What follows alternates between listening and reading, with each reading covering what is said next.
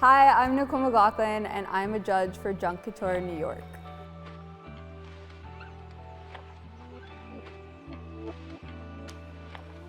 The first thing I did this morning was I woke up, washed my face, and made a cup of coffee.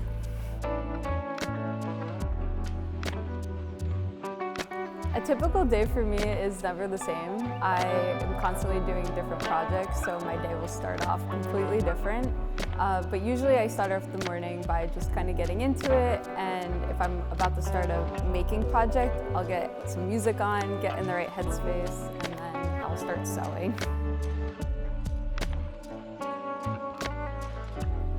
In 3 words, I'd say my job is exciting, unique, and not boring. That's 1 word.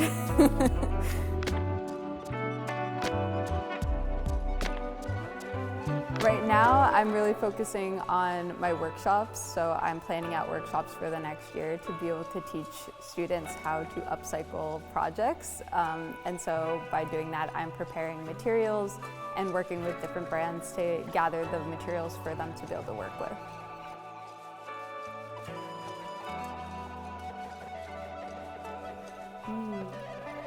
I'd say my #1 fashion craze is socks with sandals always, especially now that it's winter. I'll wear like a clog and I just love to wear socks with it. It's so cozy. Don't hate on me, please.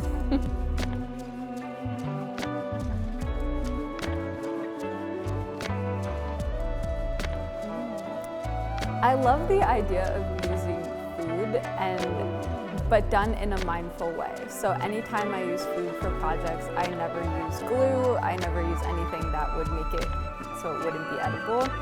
So I love using bread, and I use rope and different types of fishing line on the inside of it to keep the structure of it. But then once I take it off, I can eat it. And it's a super challenging material to work with because it's really heavy. So I would love to see students work with some bread.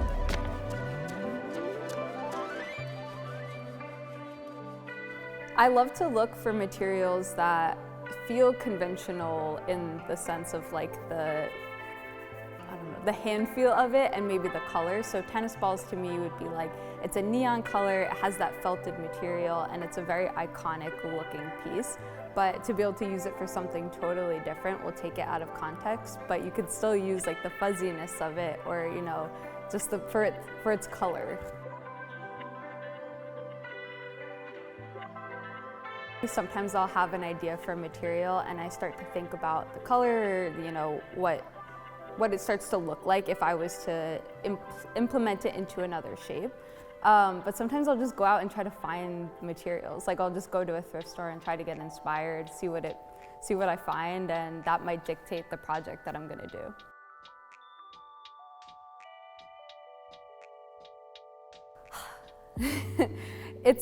I'd say it's a hard question to ask what my favorite piece is because they're all so different and I've learned so many things from each project.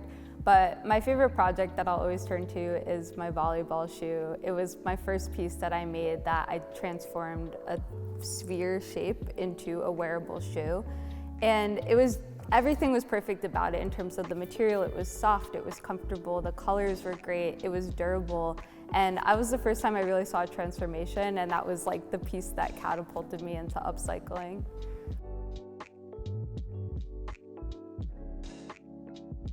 Creativity is being resourceful.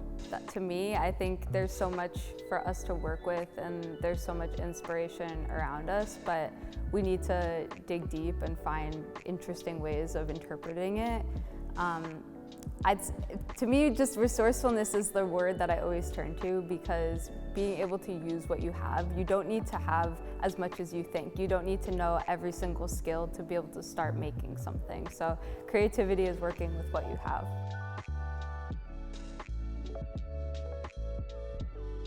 For me personally, I work through a creative slump, and I know that it's hard for people to do that. but sometimes you just need to take a rest. I'd say if you're in a block, like give yourself the space, don't let yourself get too frustrated, but sometimes it helps to work on another creative project that's adjacent to it, and that might help inform whatever you're stuck on. It helps keep your creative juices flowing, and it'll work out eventually.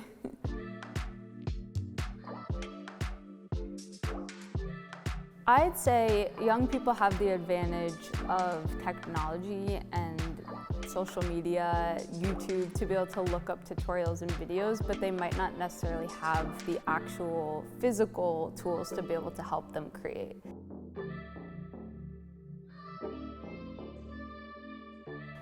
For me, secondhand materials have so much potential, and oftentimes we will discard things that are in perfectly good shape, and we might deem it as like a one-use thing, but in actuality it could be used for so many other things. And so I've become super passionate about figuring out what it is this piece could be, how many lives can it have, and so now when I look at material, I always just think possibilities.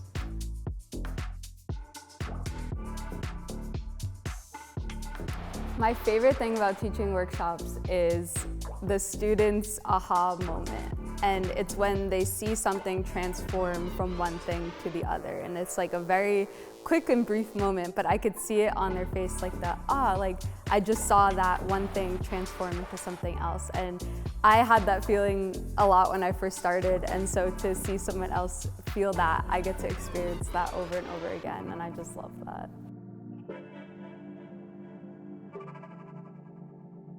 My biggest inspiration is my mom. She's like the hardest working person I know, and she still works super hard. She's also a designer, so she puts in a lot of hours.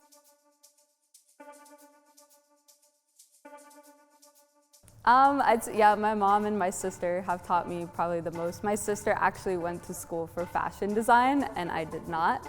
So she taught me a lot about how to see composition, how to be able to experiment, but also the more technical stuff, which, that's something that is really great if you have a mentor in that space to be able to teach you. And I think all the other stuff you can kind of learn on your own and learn as you go.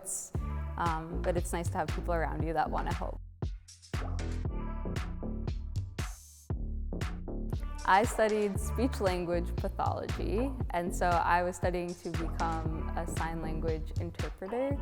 And then I kind of switched paths and I went more photography and videography, and somehow ended up doing graphic design, and now I'm a fashion designer. Guys, to say hi, my name is Nicole.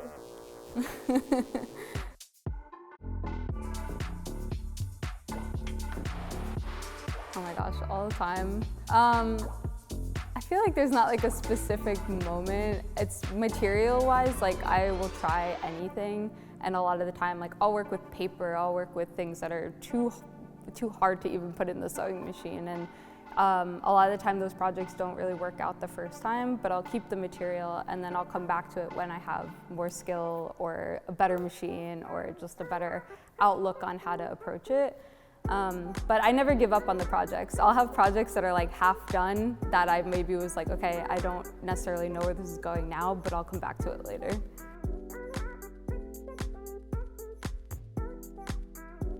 I'd say have fun with it and just like really try things out. This is the opportunity to try and to explore as much as you can.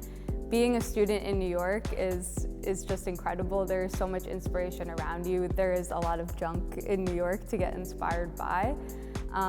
But yeah, just like don't be afraid to try something that's like seems like a weird idea and see it through and see what happens. And if it doesn't go the way that you want it to, take it apart and try it again in a different way.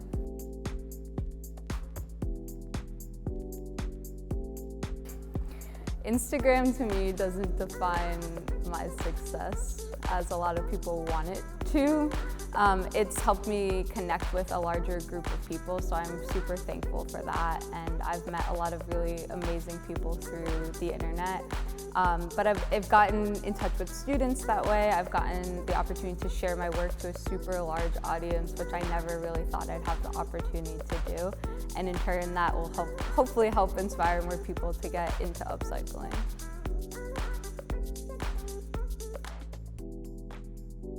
I take the pictures for my Instagram. Self-timer is super helpful, and if you don't have a tripod, you can use a shoe or a tissue box to put your phone in. I've learned all the tricks. Who hasn't Googled themselves? I mean, you want to know, like, nothing crazy comes up. My college lacrosse photo comes up when you Google my. It's not a good picture. I guess the best compliment is that I've inspired someone to make or to get back into making. I think that always gets me really excited when I talk to someone that's a bit older that like used to sew and they were like, oh, you know, I kind of fell off for a little bit, but you inspired me to get back on. And I'm like, that's such a good feeling. I would love to work with Tom Sachs. I think he's one of my favorite designers. From every angle, he's done a lot within the sustainable space and upcycling at like a super long time ago. But his approach is always really refreshing, and he's been in the game for a while. Humbled. Thank you for having me. I mean, it's insane. I'm super excited to be a part of it, and I'm honored. Thank you.